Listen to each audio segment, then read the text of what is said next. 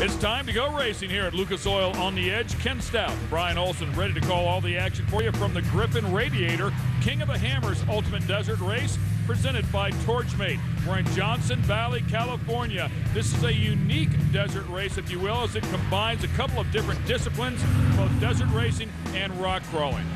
Yeah, Ken, it brings it all to the table, and I'll tell you, you take the desert racing in the flats and climbing the rocks, you got to build a wild combination. You'll see a lot of those here today, and I mean wild. Let's get it down to Rob Club.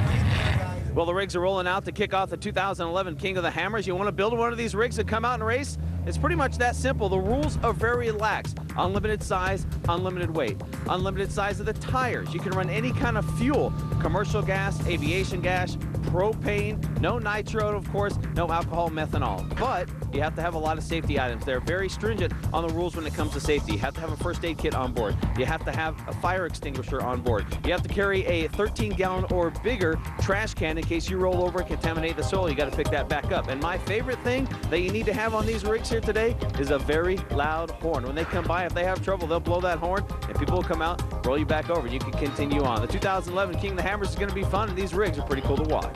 To win this one, you have to run 2 laps, and it is 60 miles to complete one.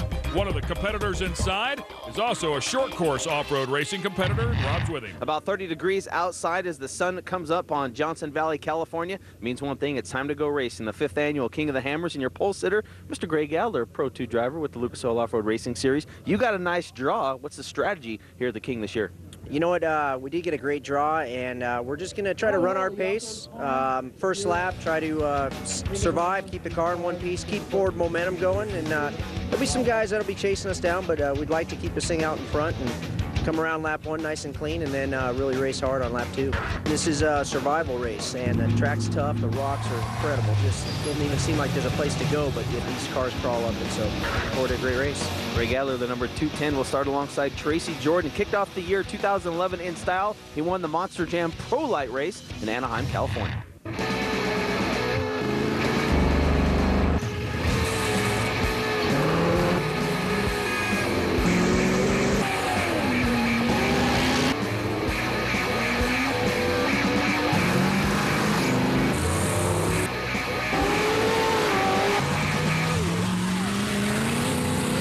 Montage brought to you by Torchmate.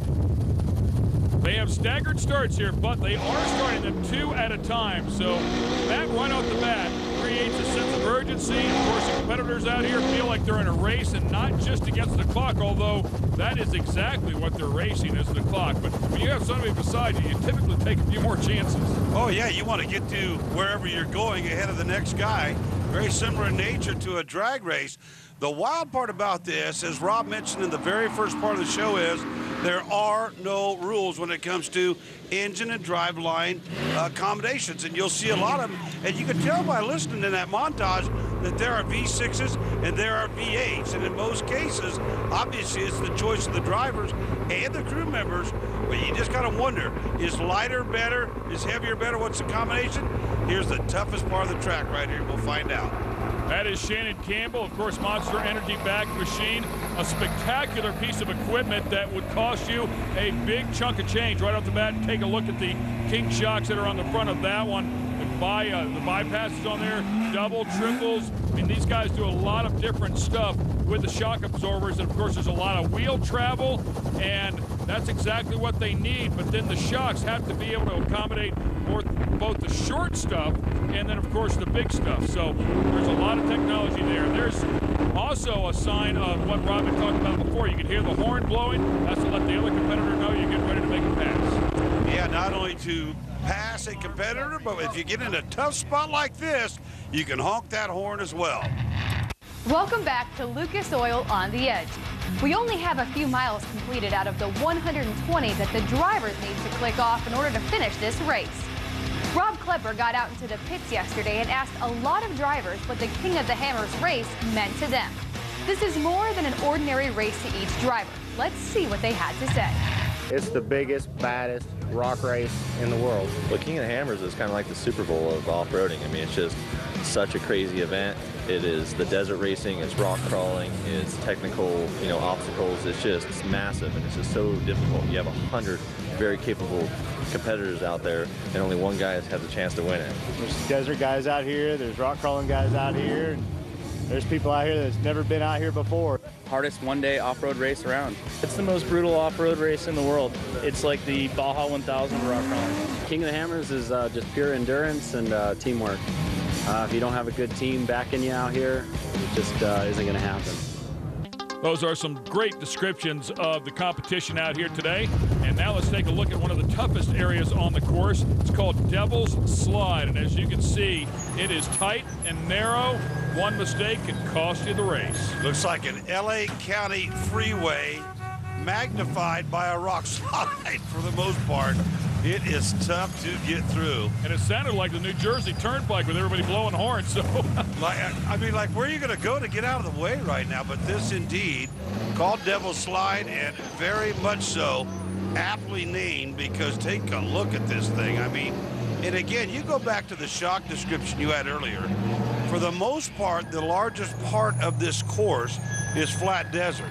But when you need those shocks and you need those suspension parts, like we do right here, like your leader's got, and the low air pressure, I mean, you need it in a bad way. That was a flat tire right there. Yeah, I was going to say that right front definitely had some low air, maybe no air. Jason Shearer out front, and this, of course, a high-speed area. They stand on the throttle here, big-time speed, and, you know, it's difficult to get to the rock crawling part.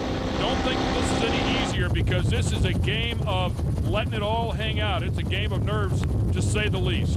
And another thing you got to remember is, yeah, it did start in the morning at some 30 degrees, but this baby goes a long time. When you figure 2 60-lap rounds of this thing, you know, you're into the middle and the hot side of the day, and you're in the desert at the end of the day.